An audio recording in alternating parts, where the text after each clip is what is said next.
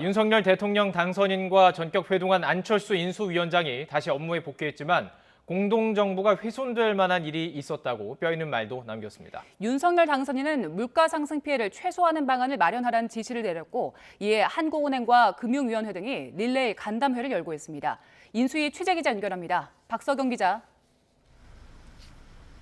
네, 삼청동 인수위원회입니다. 네, 어제랑은 분위기가 좀 다른 것 같습니다. 전날 모든 일정을 취소했던 안철수 위원장인데 하루 만에 업무에 복귀했습니다. 출근길 남긴 메시지 좀 정리해 주시죠. 네, 안 위원장은 오늘 오전 서울 통이동 인수위 사무실로 출근했습니다. 이 자리에서 기자들과 만나 공동정부 정신이 훼손될 일이 있었다고 뼈있는 말을 던졌는데요.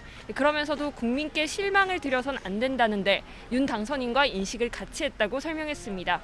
들어보겠습니다.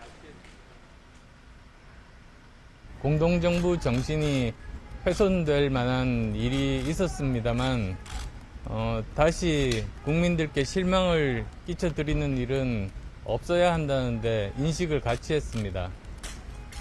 그리고 인수위원장으로서의 업무는 국가와 국민의 미래를 위한 엄중한 일이기 때문에 임기 끝까지 제가 최선을 다해서 우리 국가를 위해서 일을 완수할 생각입니다. 윤석열 당선인 역시 안 위원장이 주재하는 간사단 회의에 참석하며 화합하는 모습을 보였습니다.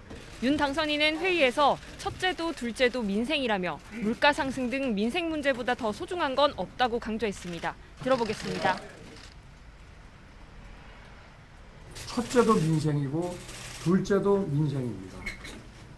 저를 포함해서 우리 안철수 위원장님 그리고 여기 계신 모든 분들이 인생보다 더 소중한 것은 없다 하는 그런 마음으로 여러분들 각 분과가 나눠져 있긴 하지만 전부 우리가 종합적으로 민생을 챙긴다는 그런 공통된 그런 과제를 가지고 앞서 안 위원장은 새 정부 내각 인선에서 자신이 추천한 인사들이 모두 배제되면서 어제 하루 모든 업무에 불참했습니다.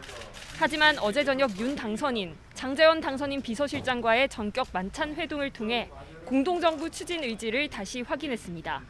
장제원 비서실장은 오늘 기자들과 만나 안 위원장이 중소벤처나 과학기술 분야, 보건복지 등의 전문성을 가진 만큼 앞으로도 다양한 정책을 개진할 것이라고 말했습니다.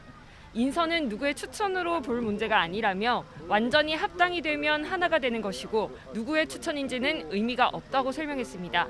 다만 또 다른 인수위 관계자는 아직 안 위원장의 감정이 다 풀리지는 않은 상태로 보인다며 일주일 정도는 관망해야 할 것으로 보인다고 설명했는데요. 일단 파국은 면한 모습이지만 인선 등을 둘러싼 안철수계 인사들의 불만은 여전한 상황이라 언제든 갈등이 다시 불거질 수 있다는 해석도 나옵니다.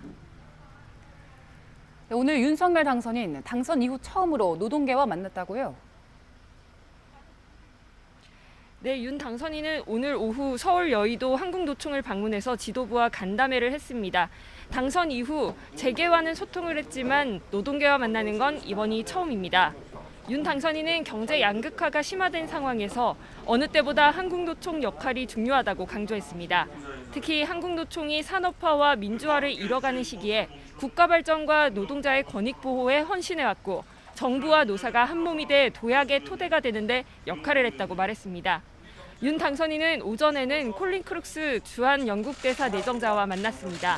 12월에 한 차례 만난 사이인 두 사람은 오늘 만남에서 한영 양국 정부 우호 확대에 공감했습니다. 윤 당선인은 또 인수위의 금리 상승 기조 속 서민 부담을 줄이기 위한 대책 마련도 지시했는데요.